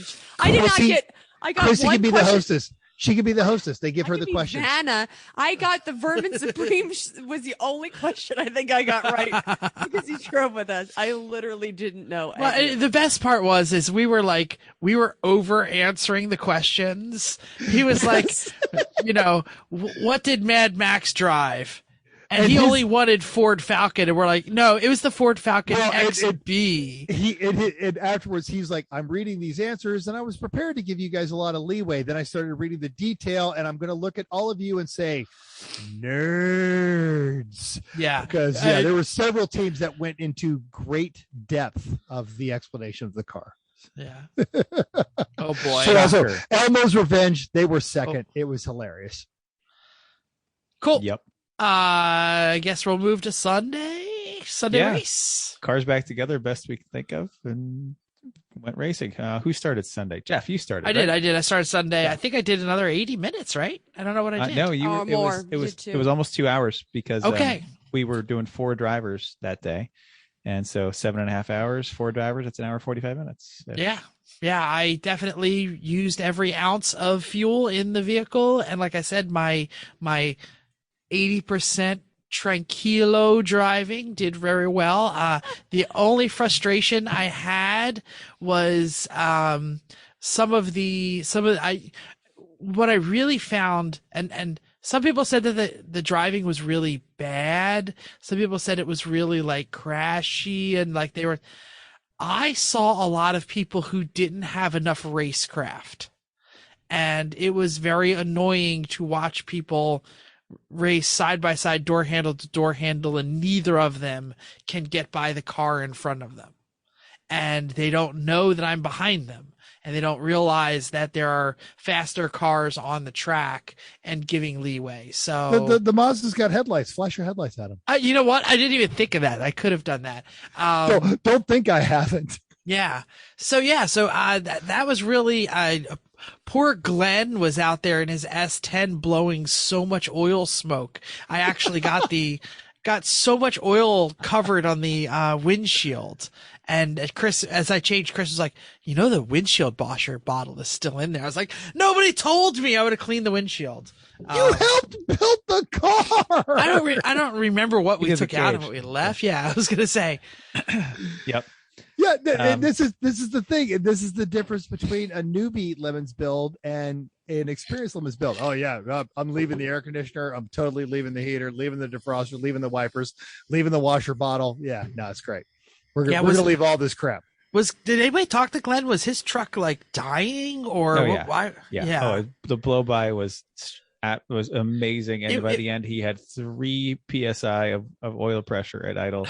Oh boy! And 20 psi at speed, but when he braked, it was go down to 3 again. And not just him. Yeah. That 40 Trans Am was blowing a lot of smoke. They got flagged a couple times for having smoke. And there were some other cars with some oiling issues. The Saturn that Manny lent his engine to, the engine stayed together, differential, so they were dumping a ton of Egan's ventilated their transmission Saturday. Yeah, it was a bit of a bloodbath in there, and this is where like Zappum, the Camaro guys, decent guys, but they just really were not cognizant of the things around them. They didn't do anything bad. They weren't dangerous. They weren't. It's their second race. It's their second race. They haven't built that larger sense of awareness. Yeah. That's what I'm saying. The Lancia. That car did some weird things. Yeah. Like, what are you doing? Yeah. And you expect that car to be better driven, having seen it on the West Coast. But I heard a lot of other Lemons drivers complaining that people were, they're dangerous. They're really aggro. They're really angry. They're doing things purposely bad. I was like, no, I just think everybody in Lemons needs a couple more track days. I mean, that's really what it is. I think it was lack of. Yeah, attribute to malice that which can be explained by stupidity. Exactly what I felt in my shift. Yes. Yeah. And I felt really bad for the track staff because they would have a full course yellow because 3 cars are broken down. And as they are collecting all 3 of these cars, 2 more cars would break down. I was that good. I heard a lot of competitors complaining about the flagging. I'm not going to correct them. They're working on it. Dale was aggressively involved in getting them on there. By Sunday, I think the staff was really starting to figure out what we were asking for. They had a lot of new flaggers. There's a shortage. There's a shortage of flaggers in this country, and what's happening is tracks are just hiring young people and they're not training them. Yeah. And so, Lake both Dale and Ken are graduates of the Lake Erie Flagging School, which is basically the Great Lakes HPDE version of flagging, and it's so their standards are high. And when Lemons comes to town, I believe this with all my heart, we make those flaggers better because Dale and Ken will train them. Yeah, there were very few of them, and I think that was part of the problem. When we went to give the flagger bribes, Chrissy and I were like, where is everybody? We're like nine then. Although we were there at the wrong time. Well, one of them you kept in the hot tub till too late, but yes. All right. Then Jim went out, didn't hit any curbs this time, brought the car back in the way it left. That was wonderful. We were really happy about that. I put another 13 and a half gallons in. Like, we figured out like how to, that's what the car will take. Like, the needle is falling off at the bottom of the thing. It's how long does the light gave stay you a on? sunburn. Yep. Right. That's about where it does. Then Eric got in for a while, did 45 minutes or so. And then he had a good time, was doing well out there. And I got to say, Jeff, like, you had some 128s during race time. So, I like, believe it. Yeah. You improved your times there. So that was great. And then I went out for the last part of Eric's shift. I went till I ran out of gas, basically, and then went out again for the rest of the day. And I had a black flag, which is so strange. I know. Holy crap. Yeah, believe me, I thought the same thing. So I'm coming into through 10 into 11, and I was trying a little different line. The whole thing, and I looked in my mirror for a second, and then between doing all that, I found I was going faster than expected in a slightly different place, and realized I wasn't gonna make that left, that where it jogs out at 11, and there's that huge ditch. I wasn't gonna make it with the right side wheel staying out of that ditch. So I said, well, I'm not hitting that. So I braked what I could, and I went way right into the smooth grass. That is not a ditch over there. It's actually like, because no one ever goes over there. Okay, because I didn't want to hit that ditch. So then I immediately just went right in. I don't know if the flag even got there by the time I got there, but said, yeah. I actually think that's the same place where Jim hit, because he said he hit it between 11 and 12. Yeah. So and this is the worst I avoided part. The ditch, though. Yeah. This is the worst part. If you're driving with Three Pedal Mafia and you get a black flag, especially if you don't get one very often, you're screwed, because the judges are done with you and the whole team is over there, and they won't let you go for another 4 minutes. We should say that is if you're casually racing between friends, because when Betty came in for his pass under yellow, we were like, oh, get out for jail freak, get out jail freak, get out jail freak. Go. So we just know sometimes it's more fun. Chris, Chris never gets a black flag. Yeah. So it's been years. Yeah. That's why we needed to do. And this was totally my fault. Did we ever figure out the mystery contact? Yeah. Yeah. There was an E30 that tried to run it, that was being quite aggressive for a while. Oh, I'm sorry, we didn't. That was the an first orange black flag. E30. Hold on. Wait, he just mentioned his first black flag. He didn't get to the second one. Right, because there was this orange E30 being very aggressive, and we were in a pack, and the Lancia was at the front of this pack. I get similar part of the track, actually, and the Lancia made a really abrupt move while going quite slowly, and so the whole pack that was kind of behind it all just kind of paused for a second, like, oh, what are you doing? And moved over a little bit to the left to see what was going on. E30 guy wasn't watching that. He was super aggro and trying to pass me. Went up the left along the cone line that comes up as you're going onto the straight. Realized I'm not going to make this. Pushes right. And apparently the front of his car somehow touched the Mazda. There's not a mark on it, but I don't know why the flaggers saw anything. We got close, but he ended up scraping the wall and basically just about spinning out on the straight. But I got the flag for that. Did you get a flag for that? Because I didn't see you come in. That one I got. They called my number. Yeah, that was it. So I don't know what the flagger saw, but okay.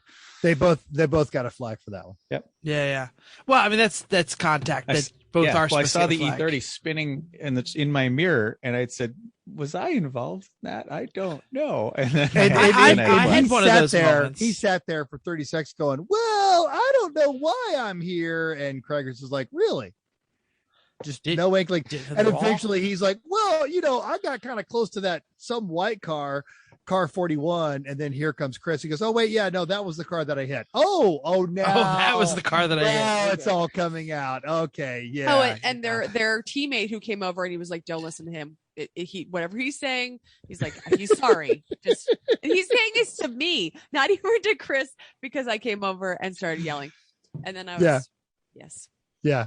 That orange, good for them for coming with the apology after the race, but that orange BMW has been flaggy in the past and has been something that I try to give a extra bubble to, because I think they've been a little aggro. So nothing wrong with that. Nothing huge. Nothing terrible. Just it's fine. And hey, nothing. Actually, their car looked fine. Like they lightly grazed the wall. No real damage. That could have been way worse. I was just really happy that didn't go worse for them. Yeah. Or anybody really. Rest of my stiff was fine. I was definitely times where I'm just backing off and letting these fools do what they're going to do. Like, all right, you guys sort that out. I'll just sit back here and wait till something happens, and you go, and that's fine. Can I talk about the last lap? Are we there yet? I'm just going to say that I felt good. I got some good lap times. I got down to 126 a couple times in the race. Car felt nice. Yay. Go, Jeff. We were all very happy with where we were. We should mention the Cressida was running fourth and blew its transmission / clutch. So they were off the track. Very sad for them. Go ahead. We know as of tonight, it was definitely a clutch problem first. One of the springs in the clutch was broken. To escape. Yeah. Yep. And the gearbox has a crunchy third, and that's probably a separate issue that compounded the other. How was Betty doing? Give an update there. Betty was rolling very fast and attempting to catch Amanda. The Falcon of I'm blanking on their name. Rust in the Wind. Thank you. The Rust in the Wind Falcon had disappeared by mid Sunday, so it was really between them two. There was plenty of space between them and third and fourth, and there was a pass under yellow situation. They were clipping time off of Amanda's car. We would need Donnie to build a spreadsheet to see if they actually would have caught them. But it was close. Amanda thought it was close enough that they kicked it into high gear at the end because they thought they were getting caught. So, but anyway, yeah. So Betty ended up finishing the race in second place. Think 3 laps down. I'm not sure. I'd have to check the records. But they were pretty stable. They were 8 laps in the beginning of the day and just kept chiseling away. They were at one point about 2 laps down, but the pass under yellow pretty much made it uncatchable. So, actually, they finished the race 6 laps. 6 laps, yeah. Mm-hmm. Yeah, and the Johnson's Toyota 99's old Solara was 4 laps behind them. 4 laps behind that was the Rust in the Wind Falcon Saab Z thing. Yeah. But, 6th overall. Bert won. Yeah, man. Great to see Bert come back. That's awesome. Russ With so many flags on Saturday, really impressed and amazed at how that happens. So many flags. All of them Kim's boyfriend. Was it all of them? Richard. I thought somebody else came. And towards like the last couple, he was just like, I don't even know what I did wrong. I just feel like I'm guilty, and he would just come in just to make sure. He's not used to driving on that side of the car. That was one of them. I'm pretty sure he said he wasn't. They flagged, and it was one of those like throw the flag but with no number. Wasn't sure if it was you kind of thing. That was his third though, so you know they could have done really well with that. Slightly worse than a 3-pedal mafia penalty trip is being dating Kim, because then you get the bullhorn of, why are you here, boyfriend? Dude, I would not want to come in on that. Well, oh wait, Chris came in and I yelled at him anyway, so it's pretty much the same thing. Same thing. Yeah. So I do want to mention the absolute last lap of the race. I am standing on one of the little podium thingies, the little photography platforms, just watching the last lap. And in the second to last lap, there's some sort of trouble in one, flag goes out, double flags. I'm not a fan of the double flags. They were doing that all weekend where they would have 2 yellows in each hand, and they would kind of make it like a figure 8, I guess, with the two flags. It's visible, but you don't know if that's single or double yellow. Exactly, and that they were using that for local, and to me, 2 yellows means full course. But anyway, so the double yellow flag waving in a figure 8 in turn 1 is visible the entire straight. You can see that the entire straight, and you should be looking there the entire and they straight, have because they have the lights on too. Well, no, the lights weren't on at this point because it was still local in 1. Okay. And 25, 30 cars come on the front straight. It is basically the race is over. You can hear them. The checkered is not flying yet. You can hear them all get off the gas. And then there was a section of 4 or 5 cars. One of them was a Prelude that ended up getting a decent amount of damage.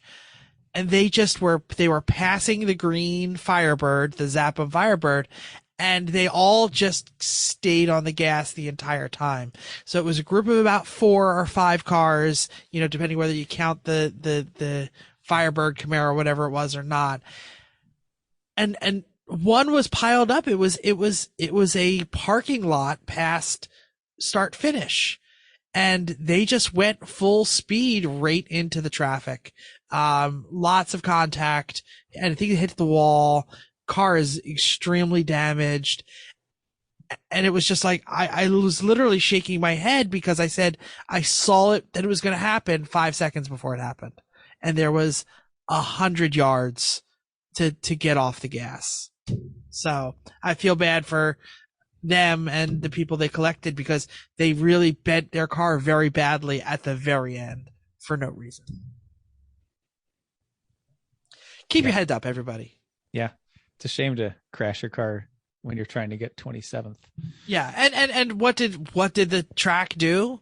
They just went full course yellow and started waving the checker. Which they don't normally do. It was that lap. It was that lap. Yep. They were waiting for Amanda to come by. And that was actually a Lemons decision.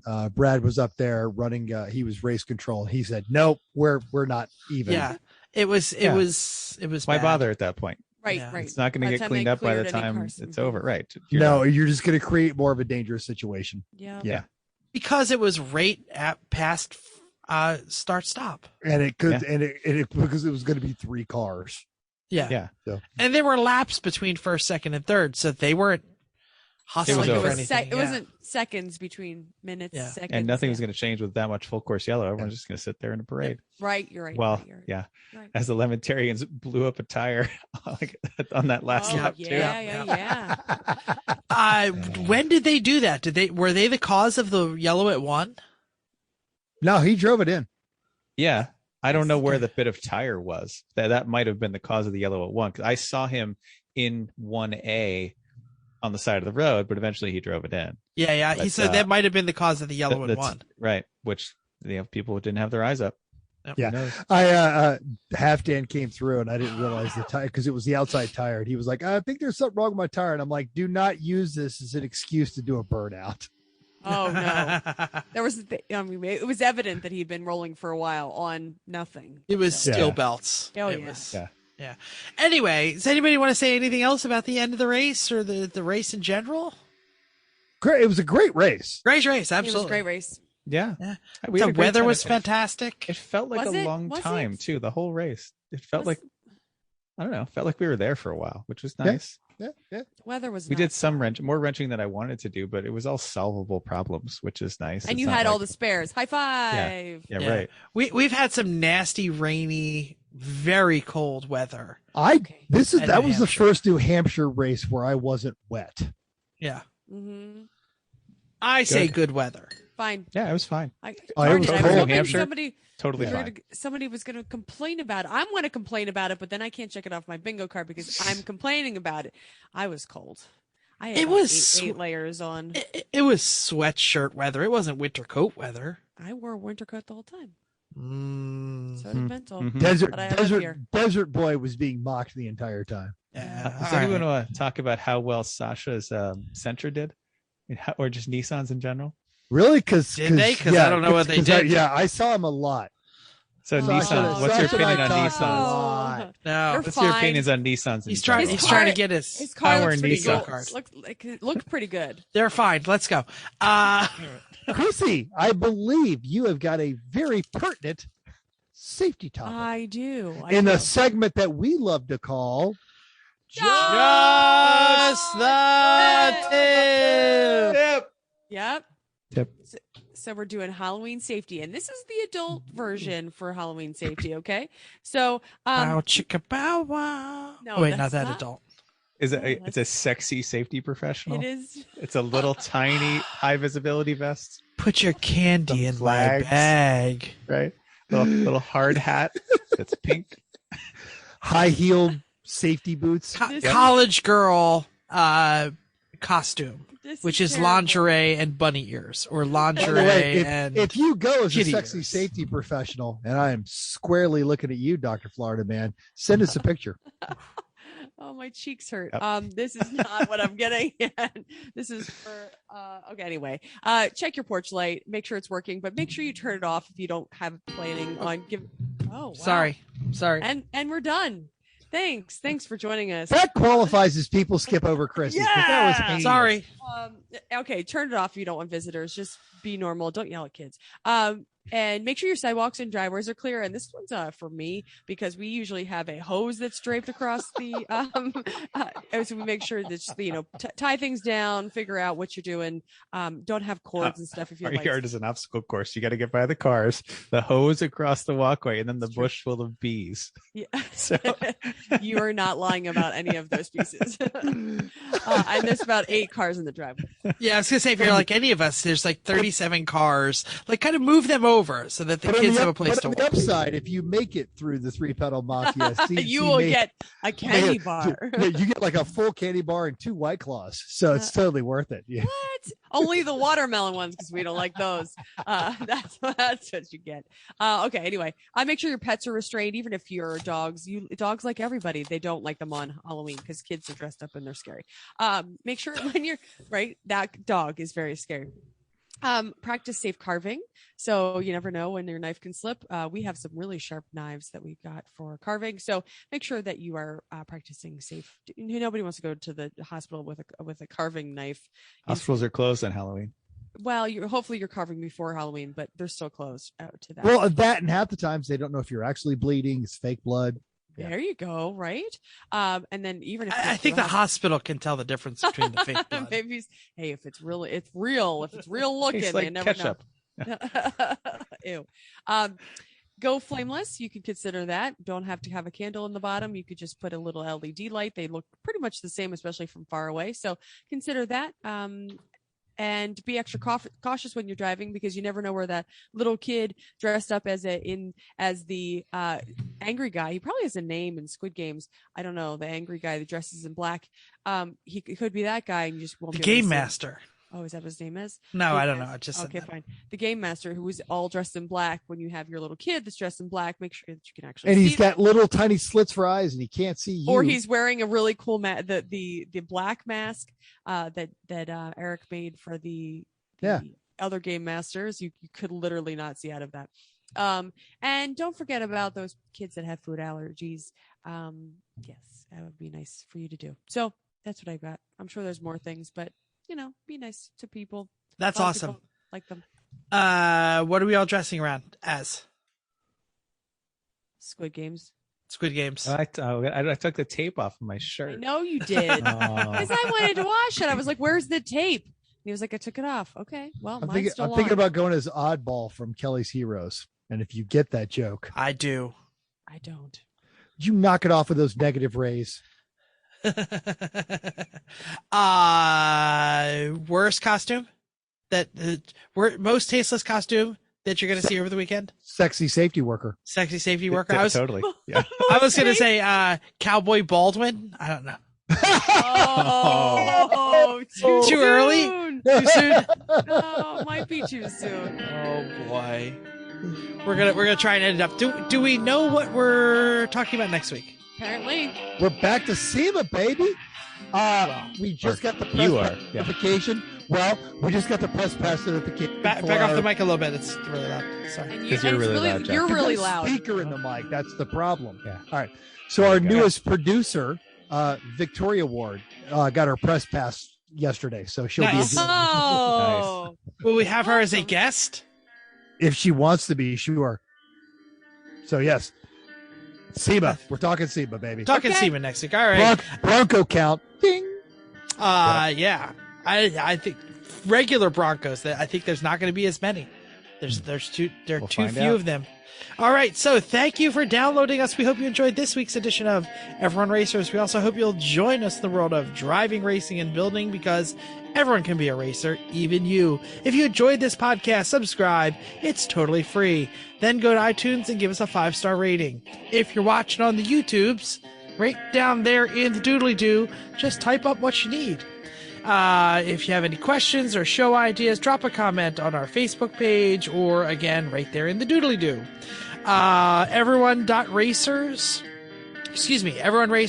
or is the Facebook page. Email us at everyone.racers@gmail.com. You can text us at 484-243-0455. Find us on Instagram or Twitter at everyone.racers. YouTube, Facebook, Everyone Racers, Reddit /E1R.